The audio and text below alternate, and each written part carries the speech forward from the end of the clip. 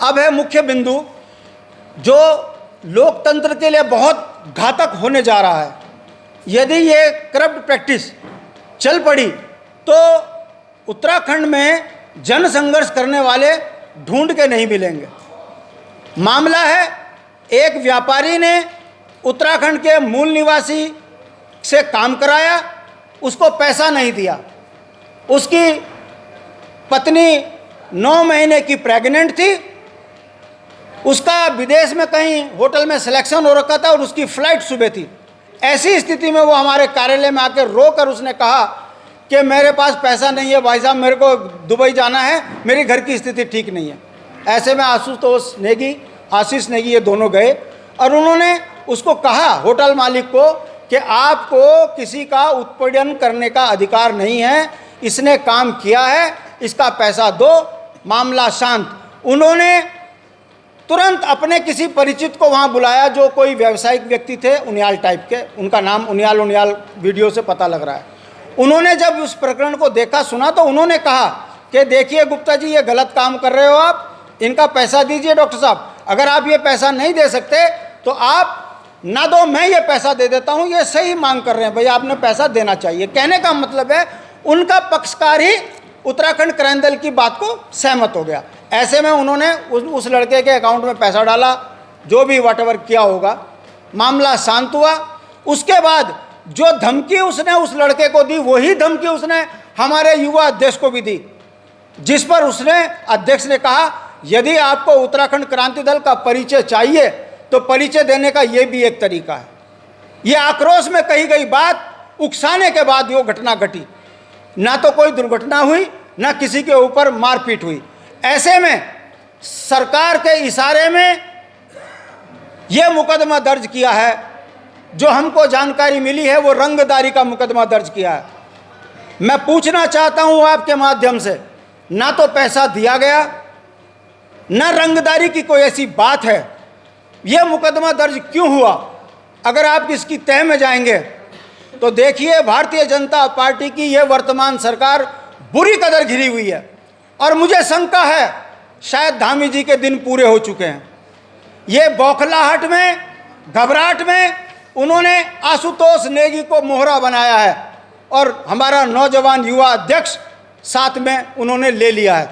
ये बात मैं इसलिए कह रहा हूं कि आशुतोष नेगी अंकिता हत्याकांड का वो प्रमुख पैरोकार है जिसने अंकिता बिटिया को न्याय दिलाने के लिए देहरादून से लेकर पहाड़ से लेकर दिल्ली तक ऐसा कोई मोर्चा नहीं छोड़ा है जहां पर उसने अंकिता को न्याय दिलाने की बात कही है।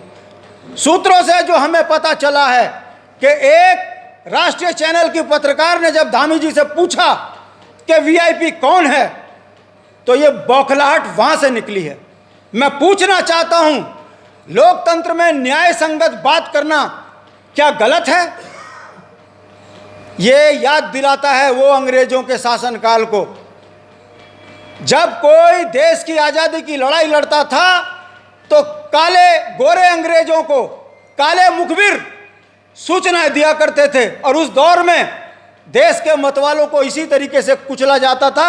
ये उसकी पुनरावृत्ति यहाँ हुई है। मैं आपके माध्यम से बता देना चाहता हूँ, ये सरकार बहुत बड़ी गलतफहमी कर रही है। ये सोचती है कि पैसों के दम पर मुकदमे लगाकर उत्तराखंड की आवाज़ को दबा देंगे। ऐसा होने नहीं देंगे।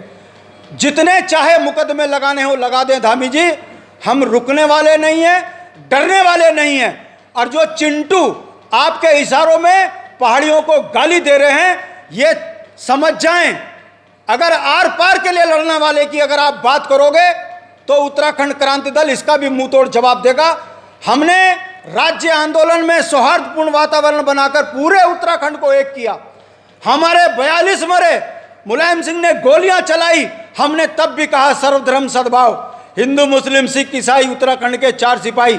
हमारी सहिष्णुता को यदि कोई हमारी कायरता समझता है तो मुझे लगता है लोकतंत्र में इसका भी जवाब देना अब हमको जरूरी हो गया है। मैं फिर कहता हूं, धामी जी, ये दमनकारी नीति बंद करो। ये उत्तराखंड है, देवभूमि है, ये वो गुलदस्ता है जिसने लोकतंत्र के अंदर सबके साथ में सद्भाव की बात करी है।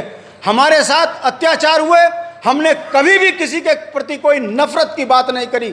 मगर प्रेमचंद अग्रवाल, जिसको 4 बार उत्तराखंड की महान जनता ने अपने सिर पे बैठाया, मंत्री बनाया, मगर जैसी लूट की में के उसकी सोच में डाका पड़ा, हटाया उसको, तो छूटते ही उसने ये कह दिया कि मैं एक विशेष समुदाय का हूं, इसलिए मेरे पे कार्रवाई हो। ये जो नफरती चिंटू हैं, ये प्रेमचंद अग्रवाल के उकसाने में पहाड़ और प्लेन्स का झगड़ा कर रहे हैं। उसमें एक वही भीम गुप्ता है, कोई महिला गुप्ता है जो पहाड़ियों को ललकार रही है। मैं पूछना चाहता हूं, ये तोमर, गुप्ता, गुजर, ये पहाड़ियों को उकसा रहे हैं, मगर पहाड़ की जनता फिर भी शांत है, ये कहकर कि चंद नफरती चिंटू उत्तराखंड का सौहार्द बिगाड़ रहे हैं। लोकतंत्र में पैसा लूटने के लिए ये भाजपा के पोषित दलालों की सी भूमिका में काम कर रहे हैं, ये ठीक नहीं है। उत्तराखंड के अंदर हमारा रोटी बेटी का रिश्ता है हर वर्ग के साथ। यहाँ की शांति को कोई खराब ना करे, और ये नैतिक जिम्मेदारी पुलिस की बनती है। एसएसपी देहरादून ये जो सरकार के इशारों पे काम कर रहे हैं, मैं पूछना चाहता हूं, एसएसपी को नहीं दिखता 2023 से तोमर यहां पर नफरती एजेंडे पे काम कर रहा है, उसके खिलाफ मुकदमा दर्ज क्यों नहीं हुआ? ये भीम गुप्ता के बारे में क्यों जानकारी नहीं ले रही है यह सरकार कि उत्तर प्रदेश में उस पर गंभीर अपराधों के मुकदमे हैं? क्यों उसका संज्ञान नहीं लिया जा रहा?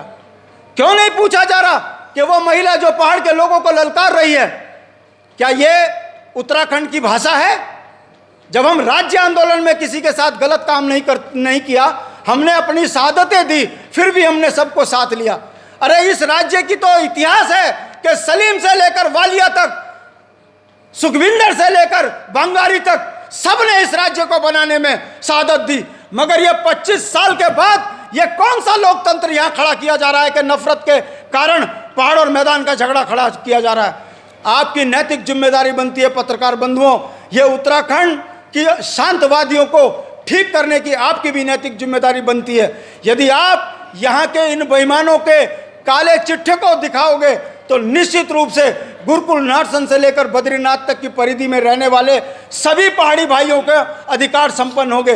गरीब के बच्चे के रोजगार छीन रहे हैं, गुरुकुल नारसन से लेकर उधम सिंह नगर के गरीब किसानों की जमीनें बिक रही हैं। ये मुद्दे नहीं हैं, मगर मुद्दे बनाए जा रहे हैं पहाड़ और मैदान। ये ठीक नहीं है। मैं हाथ जोड़कर आपसे विनती करता हूं कि उत्तराखंड की सौहार्द को बनाने के लिए आप भी वही अहम भूमिका निभाएं जो राज्य आंदोलन के दौर में आपने